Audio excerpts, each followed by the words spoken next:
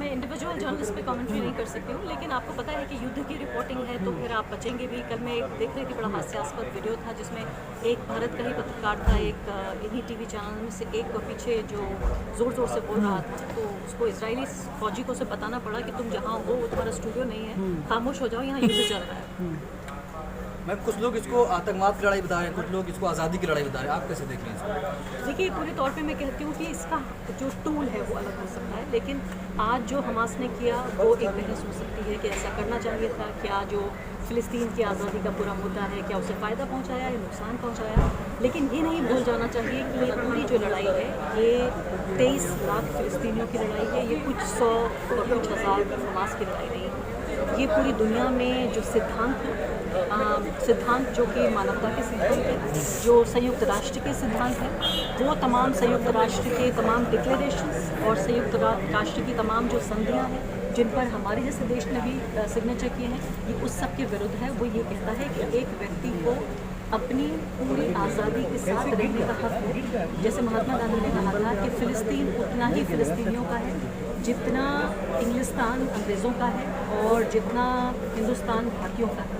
तो ये लड़ाई, ये संघर्ष 75 साल पुराना है और मुझे नहीं लगता कब तक चलेगा। मेरी नज़र में एक ऐसे व्यक्ति के तौर पर जो मानवाधिकारों को सबसे ज़्यादा मैं प्राथमिकता देती हूँ, मुझे लगता है कि ये पूरा मुद्दा 75 साल पुराना मुद्दा है। ये 4 दिन 5 दिन पुराना मुद्दा नहीं है, और ये मुद्दा है फ़िलिस्तीन के 23 लाख लोगों की आज़ादी और उनके बुनियादी अधिकारों। इजराइल ने कहा गाजा को खाली कर दीजिए, और हमारे प्रधानमंत्री मोदी इजराइल का समर्थन कर रहे हैं।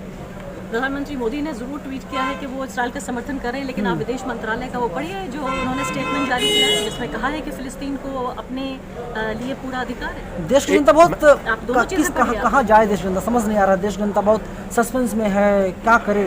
सस्पेंस की कोई ज़रूरत ही नहीं है। मुझे लगता है ये तस्वीर बिल्कुल साफ है कि आज़ादी, अधिकार और जो बुनियादी मानव अधिकार हैं उनके लिए खड़ा होना है। एक हिंदुस्तानी को सिर्फ ये सोचना चाहिए कि उसे अपने लिए क्या चाहिए। एएमयू के छात्रों ने जो प्रदर्शन किया मैडम, जितना उसे अपने लिए चाहिए उतना ही उसे फ़िलिस्तीन के लिए भी। लेकिन योगी आदित्यनाथ का बयान आता है, वे कहते हैं कि जो भारत सरकार के खिलाफ होगा तो हम उसके ऊपर कार्रवाई करेंगे। देखा गया एएमयू में आंदोलन हुआ और एएमयू के 4 छात्रों पर केस दर्ज कर लिया गया।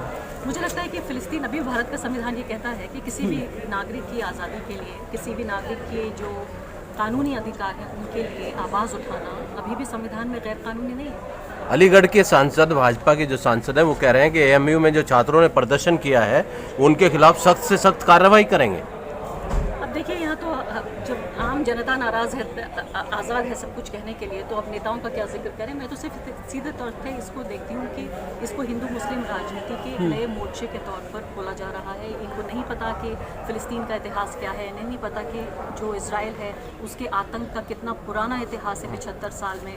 मैं तो समझती हूँ कि पूरी दुनिया में जितना आतंक इस वक्त है और आतंक की पूरी हिस्ट्री है, उसका आधा हिस्सा कम से कम इजराइल और फ़िलिस्तीन का जो ये पूरा संघर्ष है, जो फ़िलिस्तीन की आज़ादी की लड़ाई है, उससे पैदा होता है। अगर फ़िलिस्तीन नहीं होता तो पूरी दुनिया का आधा आतंक नहीं होता। तो क्या अब भारत में प्रदर्शन भी नहीं कर सकते मैडम? इस तरह से जो मीडिया है, मीडिया के कुछ पत्रकार इजराइल पहुंचे हैं, और जब इंडिया के अंदर, भारत के अंदर, हमारे देश में जो घटनाएं हुई, चाहे मणिपुर हुआ, चाहे फिर हाथरस हुआ, ये पत्रकार लोग नहीं, लेकिन भारत से बाहर जाके पत्रकारिता दिखा रहे हैं। कैसे देखते हैं? मुझे लगता है कि ये बहुत मासूम लोग हैं और इनको मणिपुर का वीज़ा नहीं मिला होगा, इसलिए नहीं। तो मणिपुर जाने के लिए वीजा या मेट्रो की जरूरत है मैम, आपको लगता है? क्योंकि मोदी डीयू गए हुए थे। अब ये सवाल इतना ही मासूम है, इसका ऐसे ही जवाब दिया जा सकता है कि भाई क्यों नहीं गए मणिपुर। मोदी जी जनता कंफ्यूज है कि जैसे मोदी जी ने कहा है कि हम इजराइल के समर्थन में हैं, लेकिन कुछ लोग कह रहे हैं कि फ़िलिस्तीन सही है। तो जनता कंफ्यूज है कि किसका समर्थन करना चाहिए और कौन इसमें सही है, कौन इसमें गलत है। देखिए, आपको ना तो सरकार को सुनने की ज़रूरत है, ना ही आपको टीवी चैनल को सुनने की ज़रूरत है। आपको सिर्फ ये देखने की ज़रूरत है कि मानवता का तकाजा क्या कहता है। आपका क्या नाम है? निशा। आपको क्या चाहिए एक इंसान के तौर पर, एक भारतीय के तौर पर? आपको चाहिए कि आपको बुनियादी अधिकार होने चाहिए, आपके पास बुनियादी आज़ादी होनी चाहिए, और आपको ये हक हो कि आप किसी भी तरह की पहचान के बावजूद आपको जीने का हक हो। सिर्फ इतना ही फ़िलिस्तीनी मांग रहा है। क्या आप इसके खिलाफ हो सकती है? तो यहाँ पे आप ये कह रहे हैं कि मतलब हमें फ़िलिस्तीन को सपोर्ट करना चाहिए, इजराइल को सपोर्ट नहीं करना चाहिए, जबकि दोनों की ही लड़ाई। आपने कहा कि अभी एक सवाल पूछा गया था कि फ़िलिस्तीन को आतंकवादी कहा जा रहा है, तो इसमें दोनों चीज़ों में कौन, मतलब मैं वही सवाल मेरा दोबारा से वही है कि इसमें हम किसको सही कहें और किसको गलत देखिए, कहें। फ़िलिस्तीन को मुझे नहीं लगता कोई आतंकवादी कह रहा है। हमास की आतंकवादी कहने पे बहस हो सकती है कि संयुक्त राष्ट्र ये कह रहा है, कहता है कि भाई हमास जो है वो डेजिग्नेटेड टेररिस्ट ग्रुप है। अब टेररिज्म की डेफिनेशन क्या होती है? टेररिज्म की बुनियादी डेफिनेशन ये है कि अगर कोई अपने राजनीतिक उद्देश्य से हिंसा का इस्तेमाल करता है वो आतंकवाद है। तो हमास जो कर रहा है, हमास ने जो मासूम वहाँ इजरायली लोगों की हत्या की, वो आतंकवाद की श्रेणी में आता है।